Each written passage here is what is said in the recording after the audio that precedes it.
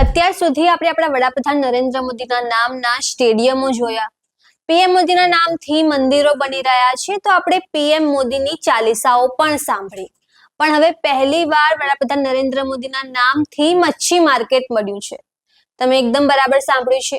સુરતમાં શ્રી નરેન્દ્ર મોદી મચ્છી માર્કેટ નામ રાખવામાં આવતા આખરે વિવાદ સર્જાયો છે. તો સુરતમાં ફિશ મર્ચન્ટ એસોસિએશન દ્વારા મનપાની મંજૂરી વગર મચ્છી માર્કેટનું નામ શ્રી નરેન્દ્ર મોદી ફિશ માર્કેટ રાખતા આખો વિવાદ સર્જાયો છે. અને અડધા લોકોનું કહેવું એમ છે કે શાકાહારી પ્રધાનમંત્રીનું નામ ફિશ માર્કેટનું નામ કેવી રીતે રાખી શકાય.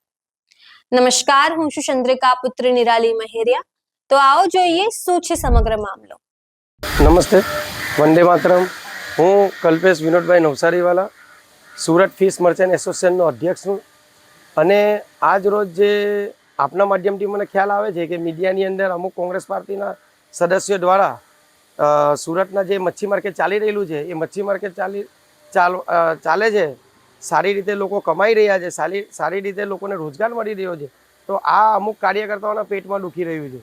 એનું કારણ છે કે એ લોકોના સરકારના સમયમાં આ મચ્છી માર્કેટનું કોઈ નિર્માણ થયું નથી.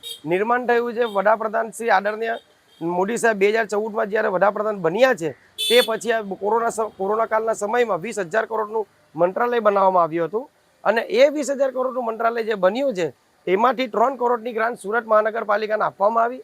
અને અમારી અરજી અને અમારી માંગણીના આધારે સુરત મહાનગરપાલિકા અને ભારતીય જનતા પાર્ટીના શહેર સંગઠનના ટીમે આખી મદદ કરી અને આખી એ ગ્રાન્ટ અહીંયા પાયા પર ઉતારી. આપ સાહેબ તમે જોઈ શકો છો, સારામાં સારું માર્કેટ બન્યું છે, સારામાં સારા સ્ટોલ બન્યા છે, સારામાં સારી રીતે ધંધો ચાલી રહ્યો છે, કોઈ જાતનો વાદ વિવાદ નથી. અહીંયા પહેલાં અમારે જાહેર રોડ પર ધંધો કરવો પડતો હતો, એ ધંધો કરવો પડતો હતો, રોજી મેળવતા હતા લોકો, પરંતુ અમારા મોહલ્લાની બચ્ચાઓ સ્કૂલે જઈ નહીં શકતા હતા, સ્કૂલોની રિક્ષા નહીં આવી શકતી હતી, વાહનો નહીં આવી શકતી હતી, એમ્બ્યુલન્સ નથી આવી શકતી, પછી આ ફાયરની વસ્તુ નહીં આવી શકતી હતી.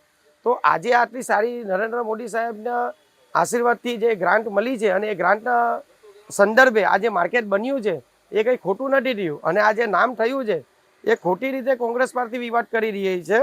કારણ કે શ્રી નરેન્દ્ર મોદી સાહેબનું જે નામકરણ કરવામાં આવ્યું છે એમાં વેજ નોનવેજનો પ્રશ્ન જ નથી. અહીંયા વાત એ છે કે આદરણીય વડાપ્રધાન શ્રી નરેન્દ્ર મોદી સાહેબે જે અમારા માછી સમાજ માટે કામ કર્યું છે એ કાબિલે તારીફ છે. અને પ્રધાનમંત્રી સંપદા નામનું એક અલગ મંત્રાલય જ બનાવી દીધેલું છે.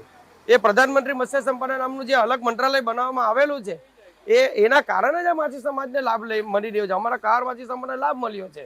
અને આ કોંગ્રેસ પાર્ટી ખોટી રીતે બધી રીતે વાદ વિવાદ કરી રહી છે. તો જેમ તમે આખો વિડીયો જોયો, હવે તો વડાપ્રધાન નરેન્દ્ર મોદીના નામથી મચ્છી માર્કેટો પણ બની રહ્યા છે. ત્યારે તમે આ વિશે શું વિચારો છો એમને જરૂરથી કમેન્ટ કરીને જણાવશો. એ સિવાય તમે અમને મારા ફેસબુક અને ઇન્સ્ટાગ્રામ પર પણ ફોલો કરી શકો છો. અત્યાર માટે બસ આટલું જ. ધન્યવાદ.